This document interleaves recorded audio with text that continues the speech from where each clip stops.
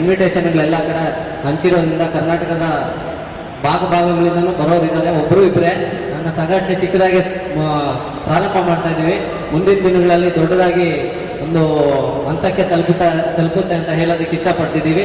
ಏನು ಅಂದರೆ ಈ ಸಂಘಟನೆ ಕಟ್ಟಿರೋ ವಿಚಾರ ಏನು ಅಂದರೆ, ಸುಮಾರು ಜನ ಹೆಣ್ಮಕ್ಳಿಗೆ, ಕಾರ್ಮಿಕರಿಗೆ, ಮನೆಗಳಲ್ಲಿ ಗಂಡ ಹೆಂಡತಿ ತೊಂದರೆಗಳಿಗೆ ಈ ನಮ್ಮ ಒಂದು ಉತ್ತರ ಕೊಡಬೇಕು ಅಂತ ಹೇಳ್ಬಿಟ್ಟು ಈ ಸಂಘಟನೆನ ಕಟ್ಟಿದ್ದೀವಿ. ಸುಮಾರು ಜನ ಇಲ್ಲೇ ಬಂದಿದ್ದಾರೆ, ಇನ್ನೂ ಲೇಬರ್ಸ್ ಬರೋರಿದ್ದಾರೆ. ಅವರಿಗೆಲ್ಲ ಕೆಲವೊಂದು ಇಲ್ಲೇ ಪ್ರಿಸ್ಟೇಜ್ ಅಂತ ಒಂದು ಅಪಾರ್ಟ್ಮೆಂಟಲ್ಲಿ 3 ವರ್ಷದಿಂದ ಕೆಲಸ ಮಾಡಿಸ್ಕೊಂಡು ದುಡ್ಡು ಕೊಡ್ತೀರಾ, ಇದು ಮಾಡಿ ಹೊರಗಡೆ ಹಾಕಿ ಅವ್ರ ಊಟ ಇಲ್ದಿರಾ, ರೂಮ್ಗಳಿಲ್ದಿರಾ, ಬೀದಿಯಲ್ಲಿ ಬಿಟ್ಟಿರೋರನ್ನ ಒಬ್ರು ಬಂದು ಕಂಪ್ಲೇಂಟ್ ಕೊಡ್ತಾರೆ ನಮ್ಮ ಸಂಘಟನೆಗೆ. ಅಲ್ಲಿಂದ ಪ್ರಾರಂಭ ಆಗಿದ್ದು ಈ ಸಂಘಟನೆ. ಮೊದಲೇದಿದ್ದು ಕರ್ನಾಟಕ ರಾಜ್ಯ ನಿರುದ್ಯೋಗಿಗಳ ಕಲಾ ಮತ್ತು ಕ್ರೀಡಾ ಸಂಘಟನೆ. ಇದು ಭಾರತಾಂಬೆ ವೃದ್ಧಾಶ್ರಮದಿಂದ ಸ್ಟಾರ್ಟ್ ಆಗಿದ್ದು. ನೋಡಿ, ಒಂದು 62 ಜನ ವೃದ್ಧರಿದ್ದಾರೆ ಭಾರತಾಂಬೆ ವೃದ್ಧಾಶ್ರಮದಲ್ಲಿ. ಗುಂಡೂರು ಕಾವೇರಿ ಲೇಔಟ್ ಅಲ್ಲಿ ನಡೆಸ್ತಾ ಇದ್ದೀವಿ. ಇದಕ್ಕೆ ಸಪೋರ್ಟ್ ಬಂದ್ಬಿಟ್ಟು ಹರಿನಾಥ್ ಬಾಬು ಸರ್ ಅವರು ಒಂದು ದೊಡ್ಡ ಹಸ್ತ ಅಂತ ಹೇಳಕ್ಕೆ ಇಷ್ಟಪಡ್ತೀನಿ. ಯಾಕೆ ಅಂದ್ರೆ ಎಲ್ಲಾ ಕಡೆ ಪೊಲೀಸ್ ಅವ್ರನ್ನ ನಾನು ತುಂಬಾ ನೋಡಿದ್ದೀನಿ. ಎಲ್ಲಾದ್ರೂ ಹೋದ್ರೆ, ಹೊರಗಡೆ ಹೋದ್ರೆ, ಫಸ್ಟ್ ಹೊರಗಡೆ ಹೋಗಪ್ಪ, ಯಾರು ದುಡ್ಡಿರೋ ಶ್ರೀಮಂತರು, ಬ್ಯಾಕ್ ಗ್ರೌಂಡ್ ಇರೋರು ಅವ್ರನ್ನ ಒಳಗಡೆ ಬಿಡ್ತಾರೆ. ಆದ್ರೆ ಇಲ್ಲಿ ಅವಲಹಳ್ಳಿ ಸ್ಟೇಷನ್ ಅಲ್ಲಿ ಮೊದಲ ಸ್ಟೇಷನ್ ನಾನು ಇದೇ ನೋಡಿದ್ದು. ಯಾರು ಬಡವರು ಇರ್ತಾರೆ, ಯಾರು ನೋವಲ್ಲಿ ಇರ್ತಾರೆ, ಅವ್ರನ್ನ ಒಳಗಡೆ ಬನ್ನಿ ಅಂತ ಕರೆಯೋದೇ ಅವಲಹಳ್ಳಿ ಸ್ಟೇಷನ್ ಅಲ್ಲಿ ನೋಡಿರೋದು ನಾನು. ಅದು ಹರಿನಾಥ್ ಬಾಬು ಸರ್ ಸ್ಪೆಷಲಿ ಆಗಿ ಅವರೇ. ಸೊ ಅವ್ರಿಗೆ ನನ್ನ ಪರವಾಗಿ, ನನ್ನ ಸಂಘಟನೆ ಪರವಾಗಿ, ನನ್ನ ಭಾರತಾಂಬೆ ವೃದ್ಧಾಶ್ರಮದ ಪರವಾಗಿ, ಎಲ್ಲಾ ಪದಾಧಿಕಾರಿ ಪರವಾಗಿ ನನ್ನ ಧನ್ಯವಾದಗಳು ತಿಳಿಸ್ತೀನಿ. ಅದೇ ರೀತಿ ನನ್ನ ಕುಟುಂಬ ಅಂತ ಹೇಳಕ್ಕೆ ಇಷ್ಟಪಡ್ತೀನಿ. ಸಂಘಟನೆ ಮೊಟ್ಟ ಮೊದಲ ಕಾರ್ಯಕ್ರಮ ರಿಜಿಸ್ಟರ್ ಆಗಿದ ತಕ್ಷಣ ಇನ್ನೂ ಆಫೀಸ್ ಉದ್ಘಾಟನೆ ಆಗ್ದಿರ ಚೌಟ್ರಿಯಲ್ಲಿ ಮಾಡ್ತಾ ಇರೋದು. ಆಕ್ಚುಲಿ ಕೆಲವರು ಬರಬೇಕಾಗಿತ್ತು. ನಾಗಲಕ್ಷ್ಮಿ ಮೇಡಮ್ ಅವರು ಬರ್ತೀನಿ ಅಂತ ಸೋಷಿಯಲ್ ಮೀಡಿಯಾದಲ್ಲಿ ಎಲ್ಲ ವಿಡಿಯೋ ಎಲ್ಲ ಬಿಟ್ಟಿದ್ರು. ಕೆಲವೊಂದು ಕಾರಣಾಂತರಗಳಿಂದ ಅವ್ರಿಗೆ ರಾತ್ರಿ ಮೆಸೇಜ್ ಹೋಗಿರೋದ್ರಿಂದ ಬರೋಕ್ಕಾಗಲ್ಲ ಅಂತ ಇಂಟಿಮೇಷನ್ ಮಾಡಿದ್ದಾರೆ. ಪರ್ಸನಲಿ ಆಶ್ರಮದ ಹತ್ರ ಮತ್ತೆ ಆಫೀಸ್ ಉದ್ಘಾಟನೆಗೆ ಬರ್ತೀನಿ ಅಂತ ಹೇಳಿದ್ದಾರೆ 2 ದಿವಸದಲ್ಲಿ. ಎಲ್ಲರೂ ಕ್ಷಮೆ ಕೇಳ್ತಿದ್ದೀವಿ. ಮತ್ತೆ ಇನ್ನೊಂದೇನು ಅಂದರೆ, ಉಚಿತ ಆಂಬ್ಯುಲೆನ್ಸ್ ಸರ್ವಿಸ್ ಬಿಡಬೇಕು. ನಮ್ಮ ಲಿಮಿಟ್ಸ್ ಅಲ್ಲಿ ಒಂದು ಸಾರ್ವಜನಿಕರಿಗೆ ಒಂದು ಒಳ್ಳೇದಾಗಬೇಕು. ಒಂದು ಹಾಸ್ಪಿಟಲ್, ಒಂದು ಎಜುಕೇಶನ್, ಇವೆರಡಕ್ಕೂ ತುಂಬಾ ಇಂಪಾರ್ಟೆನ್ಸ್ ಕೊಡೋದು ಅಂದ್ರೆ ಹರಿನಾಥ್ ಬಾಬು ಸರ್. ಅವರು ಸ್ಪೆಷಲಿ ಮೆನ್ಷನ್ ಮಾಡಿ ಹೇಳಿದ್ದಾರೆ. ಒಂದು 50 ಜನ ಮಕ್ಕಳನ್ನ ಸ್ಕೂಲ್ಗೆ ಸೇರಿಸಬೇಕಾಗಿತ್ತು. ಆಕ್ಚುಲಿ ಮಹಿಳಾ ರಾಜ್ಯಾಧ್ಯಕ್ಷರಾದಂತಹ ಶಬರಿನ್ ತಾಜ್ ಮೇಡಮ್ ಅವರು ದುಬೈ ಹೋಗಿದ್ದಾರೆ. ಅವ್ರು ಬರ್ದೇ ಇರೋದ ಕಾರಣ ಆ ಪ್ರೋಗ್ರಾಮ್ ಕ್ಯಾನ್ಸಲ್ ಆಯ್ತು. ಹರಿನಾಥ್ ಬಾಬು ಸರ್ ಒಂದು ಸ್ಕೂಲಲ್ಲಿ ಮಾತಾಡಿದ್ದಾರೆ, ಅದು ಪ್ರೈವೇಟ್ ಸ್ಕೂಲಲ್ಲಿ ಮಾತಾಡಿದ್ದಾರೆ. ಆ ಮಕ್ಕಳನ್ನ ಕರ್ಕೊಂಡ್ಬರೋ ವ್ಯವಸ್ಥೆ ಇರುವಂತಹ ಪ್ರೈವೇಟ್ ಸ್ಕೂಲಲ್ಲಿ ಬೂದಗೆರೆಯಲ್ಲಿ ಶಾರದಾ ವಿದ್ಯಾಸಂಸ್ಥೆಯಲ್ಲಿ ಮಾತಾಡಿದ್ದಾರೆ. ಮೇಡಮ್ ಅವ್ರು ಇಲ್ಲದೆ ಇರೋ ಕಾರಣ ಅದರಲ್ಲಿ ಕ್ಯಾನ್ಸಲ್ ಆಯ್ತು. ಆಂಬ್ಯುಲೆನ್ಸ್ ಉಚಿತವಾಗಿ ಈ ಲೋಕಲ್ ಅಲ್ಲಿ ಇಷ್ಟು ಕಂಪನಿಗಳಿದೆ, ಯಾವ ಕಂಪನಿಯಲ್ಲೂ ನಮ್ಗೆ ಆಂಬ್ಯುಲೆನ್ಸ್ ಅಂತೂ ಕಾಣಿಸಿಲ್ಲ. ಒಂದು ಆಂಬ್ಯುಲೆನ್ಸ್ ಹೆಂಗೋ ವೃದ್ಧಾಶ್ರಮಕ್ಕೆ ಬೇಕೇ ಬೇಕು.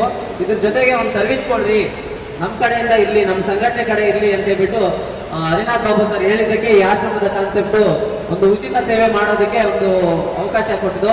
ಅವ್ರ ಮುಖಾಂತರನೇ ಉದ್ಘಾಟನೆ ಮಾಡಿ ಇವತ್ತಿಂದಾನೇ ಅದು ಉಚಿತ ಆಂಬ್ಯುಲೆನ್ಸ್, ಡೀಸೆಲ್ಗೂ ಇಲ್ಲ, ಯಾವುದಕ್ಕೂ ತಗೊಳ್ದೆ ಒಂದು ಫ್ರೀಯಾಗಿ ಸರ್ವಿಸ್ ನೀಡಲಿ ಅಂತ ಆಂಬ್ಯುಲೆನ್ಸ್ ಒಂದು ಸಹಾಯ ಮಾಡಿದ್ದಾರೆ. ಸೊ ಅವ್ರಿಗೆ ಧನ್ಯವಾದಗಳನ್ನ ತಿಳಿಸ್ತಾ ಇದ್ದೀನಿ.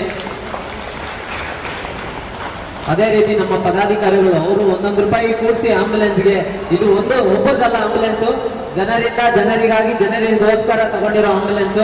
ಇದು ಯಾವಾಗೂ ಜನರ ಸರ್ವಿಸ್ ಅಲ್ಲಿ ಇರುತ್ತೆ. ದಯವಿಟ್ಟು ಅದ್ರ ಮೇಲೆ ನಂಬರ್ಸ್ ಹಾಕಿದೆ. ಯಾರಿಗಾದ್ರೂ ಏನಾದ್ರು ಅಂದ್ರೆ ಮಹದೇವಪುರ KR ಪುರಂ ಕ್ಷೇತ್ರದಲ್ಲಿ ಏನಾದ್ರೂ ತೊಂದರೆ ಇದ್ರೆ ಆಂಬ್ಯುಲೆನ್ಸ್ಗೆ ಕಾಲ್ ಮಾಡಿ ಕರ್ಸ್ಕೋಬಹುದು. ಉಚಿತ ಸರ್ವಿಸ್ ಮಾಡುತ್ತೆ. ಮತ್ತೆ ಅದೇ ರೀತಿ ಒಂದು ಭಾರತಾಂಬೆ ವೃದ್ಧಾಶ್ರಮಕ್ಕೆ ಒಂದು 62 ಜನ ವಯಸ್ಸಾದವರು ಇದ್ದಾರೆ. ಅವ್ರಿಗೆ ಊಟ, ವಸತಿ, ಹಾಸ್ಪಿಟಲ್ ವಿಚಾರ ಪ್ರತಿಯೊಂದು ನಾವೇ ನೋಡ್ಕೊಳ್ತಾ ಇದೀವಿ. ದಯವಿಟ್ಟು ನೀವು ಬನ್ನಿ. ನಿಮ್ಗೆ ಗೊತ್ತಿರೋರು ಯಾರಾದ್ರೂ ದಾರಿಯಲ್ಲಿ ಕಾಣಿಸಿದ್ರೆ, ಈ ಭಿಕ್ಷುಕರಾಗಿರ್ಬೋದು, ಅನಾಥರಾಗಿರ್ಬೋದು, ಪೇಷಂಟ್ಸ್ ಅಂತ ಕೆಲವರು ಹತ್ರ ಹೋಗೋದಕ್ಕೆ ಹಿಂದೆ ಮುಂದೆ ನೋಡ್ತೀರಾ. ಸೊ ಅಂತವ್ರನ್ನೆಲ್ಲ ಯಾರಾದ್ರೂ ಇದ್ರೆ, ಎಲ್ಲಾದ್ರೂ ಇರ್ಲಿ, ಕರ್ನಾಟಕದಲ್ಲಿ ಎಲ್ಲಾದ್ರೂ ಇರ್ಲಿ, ಅವ್ರು ಯಾರೇ ಆಗಿರ್ಲಿ, ದಯವಿಟ್ಟು ಒಂದು ಕಾಲ್ ಮಾಡಿದ್ರೆ ನಾವೇ ಬಂದು ಅವ್ರನ್ನ ಕರ್ಕೊಂಡು ಹೋಗ್ತೀವಿ. ಸೊ ಯಾರಾದ್ರೂ ಗೊತ್ತಿದ್ರೆ ಅದನ್ನ ಇನ್ಫಾರ್ಮ್ ಮಾಡಿ. ಇದು ನಮ್ಮ ಸಂಘಟನೆ ಏನಿದ್ರು ಜಾತಿ ವಿಚಾರ ಬಿಟ್ಟು ಇನ್ನೆಲ್ಲಾ ವಿಚಾರಗಳಿಗೂ ನಾವು ಫೈಟ್ ಮಾಡೋದಕ್ಕೆ, ಒಂದು ನ್ಯಾಯ ಕೊಡಿಸೋದಕ್ಕೆ ಸಿದ್ಧವಾಗಿದ್ದೀವಿ. ರಾತ್ರಿ 24 ಗಂಟೆ ನಾವು ಸರ್ವಿಸ್ ಮಾಡೋದಕ್ಕೆ ನಮ್ಮ ಸಂಘಟನೆಯ ಪದಾಧಿಕಾರಿಗಳು ಕರ್ನಾಟಕದ ಮೂಲೆಯಲ್ಲೂ ಎದ್ದೇಳ್ತಾ ಇದ್ದಾರೆ. ಸೊ ನಮ್ಮ ಸಂಘಟನೆ ಮತ್ತೆ ಹೇಳ್ತಿದ್ದೀವಿ, ಇದು ಮೊದಲನೇ ಬಾರಿಗೆ ಕಾರ್ಯಕ್ರಮ ಇಟ್ಟಿರೋದು. ಮುಂದಿನ ದಿನಗಳಲ್ಲಿ ಒಂದು ಉನ್ನತ ಮಟ್ಟಕ್ಕೆ ತಲುಪುತ್ತೆ.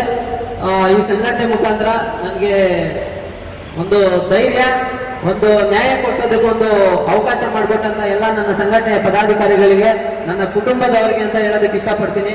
ಸೊ ಅವ್ರಿಗೆ ನನ್ನ ಧನ್ಯವಾದಗಳು.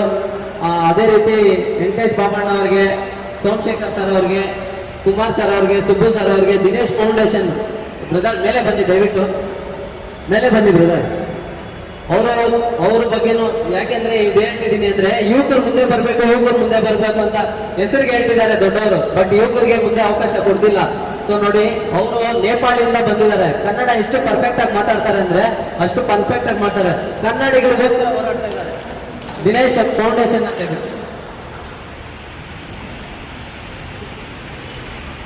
ದಿನೇಶ್ ಫೌಂಡೇಶನ್ ಅಂತ ಹೇಳ್ಬಿಟ್ಟು ಅವರು ಆಶ್ರಮಕ್ಕೆ ಒಂದು ಸಹಾಯವಾಗಿ ಮತ್ತೆ ಅನ್ಯಾಯದ ಪರವಾಗಿ ನ್ಯಾಯ ಎತ್ತೋದಕ್ಕೆ ಧ್ವನಿಯಾಗಿ ನಿಂತಿದ್ದಾರೆ.